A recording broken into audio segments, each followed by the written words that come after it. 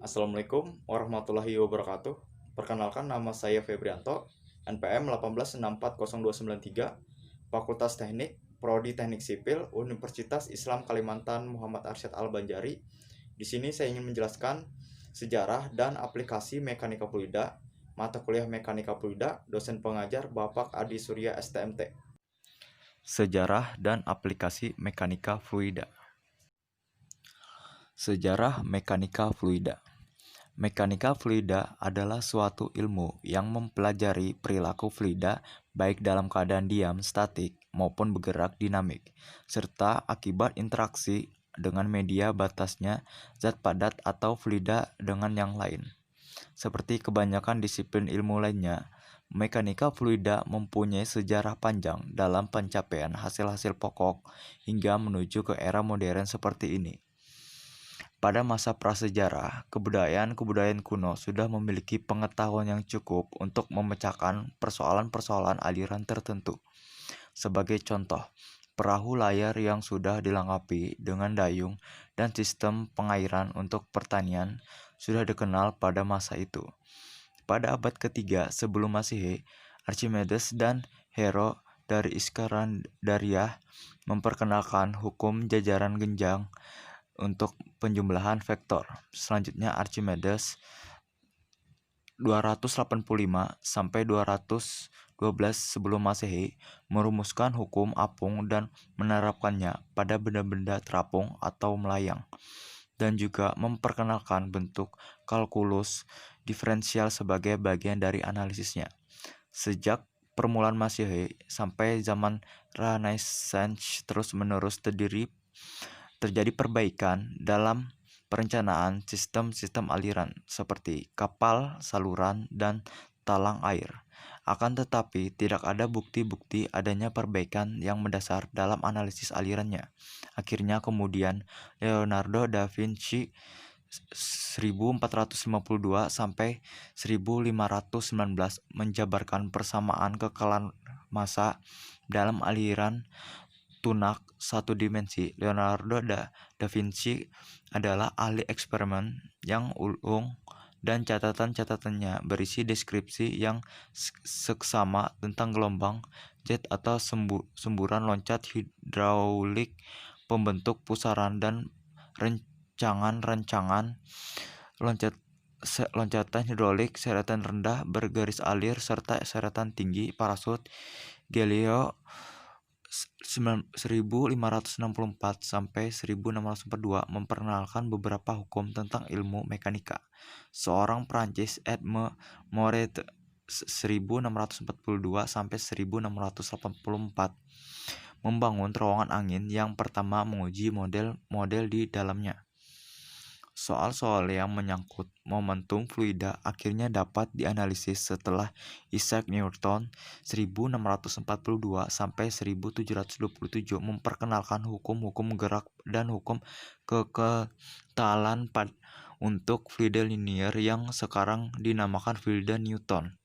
Teori itu mula-mula didasarkan atau asumsi fluida ideal, sempurna, dan tanpa gesekan, dan para matematikawan abad ke-18 seperti Daniel Bernoulli dan Leonard Euler Swiss Childress dan D'Alembert Prancis Joseph Louis Leonard 1736 sampai 1813, Pierre Simon Lepage 1749 sampai 1827, dan Gesner 1756 sampai 1832 mengembangkan ilmu matematika untuk mekanika fluida, hidrodinamika, dan banyak menghasilkan penyelesaian dari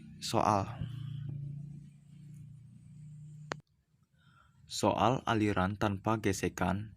Euler mengembangkan persamaan gerak diferensial dan bentuk integralnya, yang sekarang disebut persamaan Bernoulli. D'Alembert memakai persamaan ini untuk menampilkan paradoksnya bahwa suatu benda yang terbenam di dalam fluida tanpa gesekan mempunyai seretan nol, sedangkan Gesner memakai persamaan Bernoulli untuk menganalisis gelombang permukaan.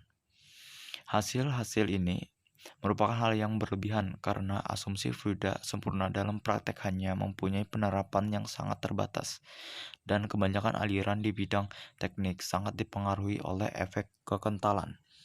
Para ahli teknik mulai menolak teori yang sama sekali tidak realistik itu, dan mulai mengembangkan hidrolika yang bertumpu pada eksperimen. Ahli-ahli eksperimen seperti Pitot, Cesi, Borda, Bosut, Kolm 1736 sampai 1806, Weber 1804 sampai 1891, Francis 1815 sampai 1892, Russell 1808 sampai 1882, Hegel 1797 sampai 1889, Franzmann, Poussel 1799 sampai 1869, Franzmann Darcy 1803 sampai 1858, Manning 1816 sampai 1997, Bézin 1829 sampai 1917, dan Second Weisbach 1806 sampai 1871 banyak menghasilkan data tentang beraneka ragam aliran seperti saluran terbuka, hambatan kapal, aliran melalui pipa, lomba, dan turbin. Pada akhir abad ke-19, hidrolika eksperimental dan hidrodinamika teoritis melalui dipadukan William Prout 1810 sampai 1879 dan putranya Robert 1842 sampai 1924 mengembangkan hukum-hukum pengujian model.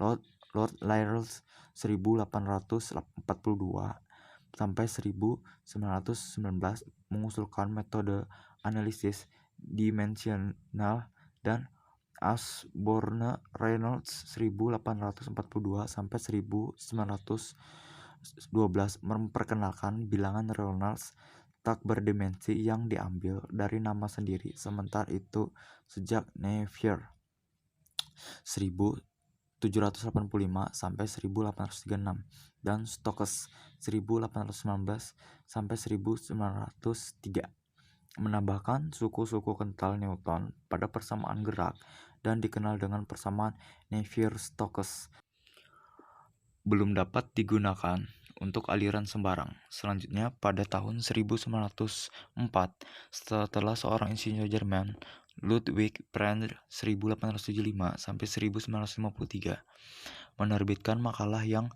barangkali paling penting yang pernah ditulis orang di bidang mekanika fluida. Prandtl menunjukkan bahwa aliran fluida yang kekentalannya rendah, seperti aliran air atau aliran udara, dapat dipilih menjadi suatu lapisan kental, lapisan batas, di dekat permukaan zat padat dan antarmuka, dan lapisan luar yang hampir encer, yang memenuhi persamaan Euler dan Brownlee. Teori lapis batas ternyata merupakan salah satu alat yang paling penting dalam analisis aliran modern. Di samping teori yang dikembangkan oleh Theodor von Karman 1881 sampai 1963 dan Sir Geoffrey I. Taylor 1886 sampai 1975. Aplikasi mekanika fluida dalam kehidupan. Yang pertama, dongkrak hidrolik.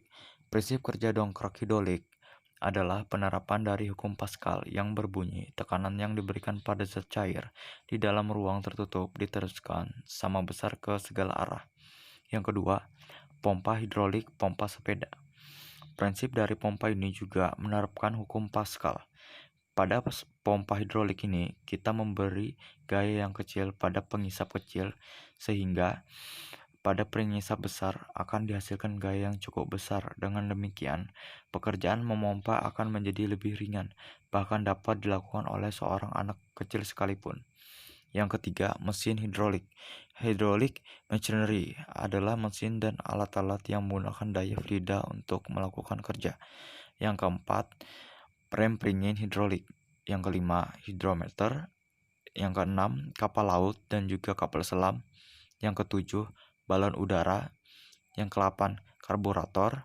Dan yang terakhir, sayap pesawat terbang, dan lain-lain.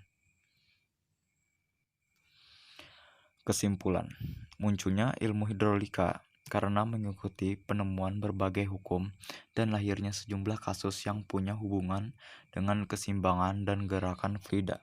Manfaat dan terapan fluida, baik fluida statis maupun fluida dinamis, bagi kehidupan sangat banyak, antara lain yang sering digunakan dongkrak hidrolik, pompa hidrolik, ban sepeda, mesin hidrolik, rem peringin hidrolik, hidrometer, kapal laut, kapal selam, balon udara, karburator, dan juga sayap pesawat terbang.